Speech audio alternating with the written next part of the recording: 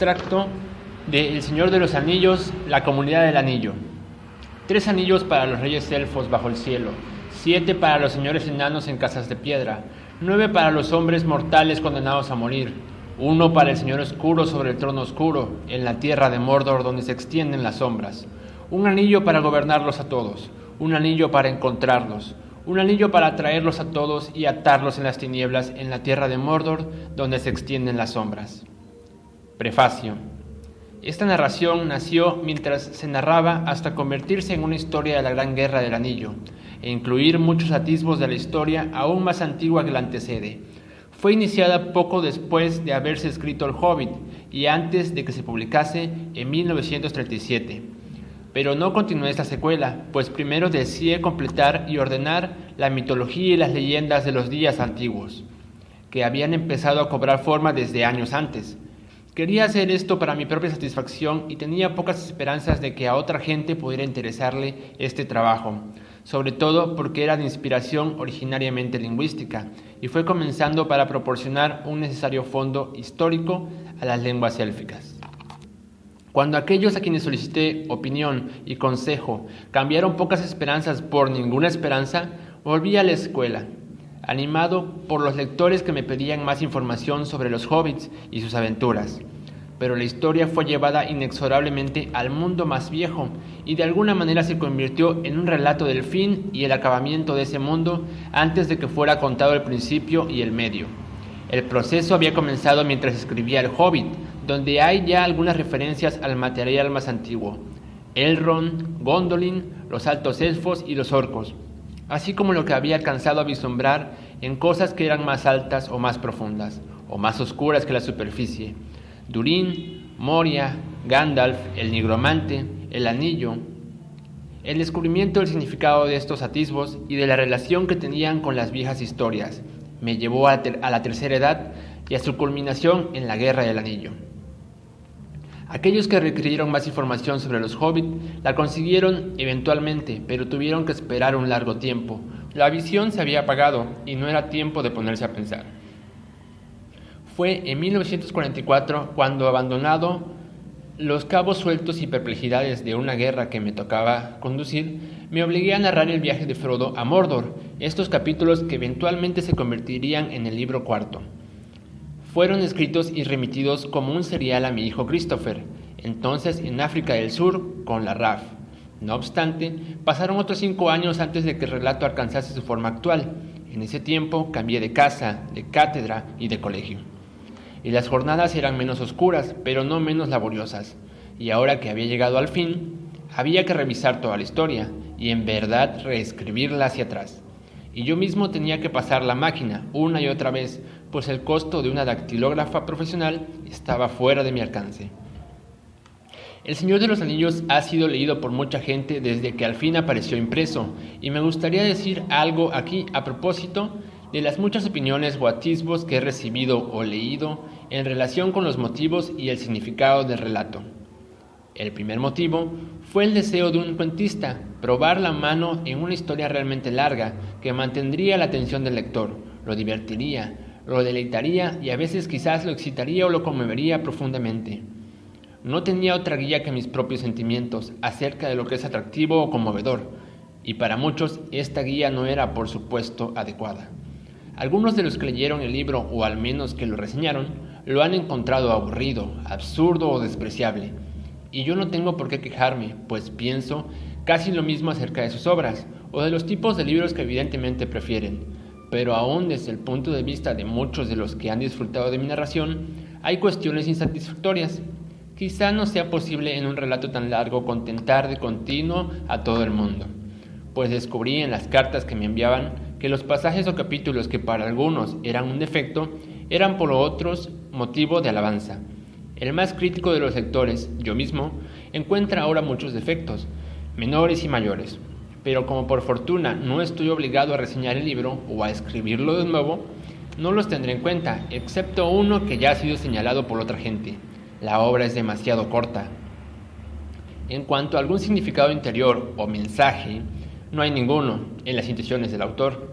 A medida que la historia crecía, iba desarrollando raíces y echaba ramas inesperadas, pero el tema principal ya estaba decidido en un comienzo, por la inevitable elección del anillo como eslabón entre la nueva historia y el Hobbit. El capítulo crucial, la sombra del pasado, es una de las partes más viejas de la narración. Fue escrito mucho antes de que las prefiguraciones de 1939 se hubieran convertido en una amenaza de desastre inevitable, y desde ese punto la narración se desarrollaría esencialmente a lo largo de las mismas líneas, si el desastre llegaba a evitarse. Las fuentes son episodios que yo llevaba en la mente desde hacía tiempo, o que en algunos casos ya habían sido escritos, y poco o nada de esto fue modificado por la guerra que había estallado en 1939 o por sus secuelas.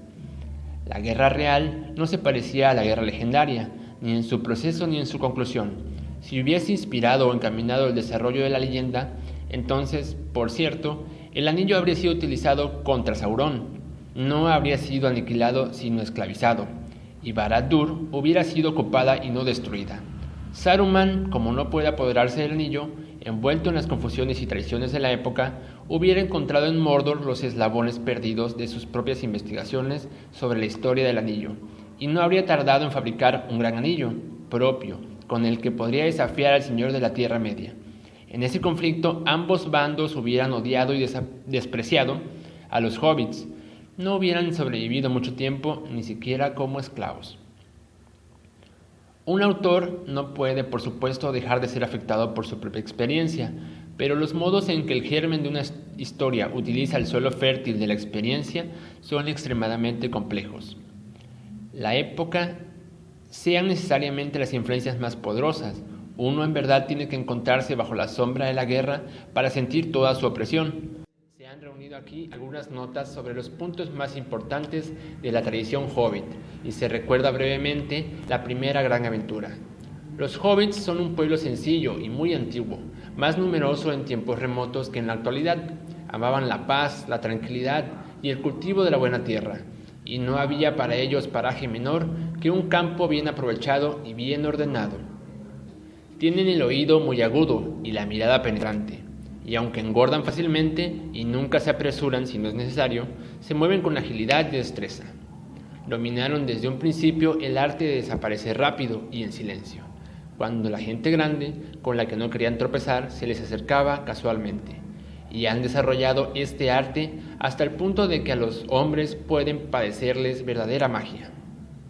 Pero los hobbits jamás han estudiado magia de ninguna índole, y esas rápidas desapariciones se deben únicamente a una habilidad profesional que la herencia, la práctica y una íntima amistad con la tierra han desarrollado tanto que es del todo inimitable para las razas más grandes y desmañadas.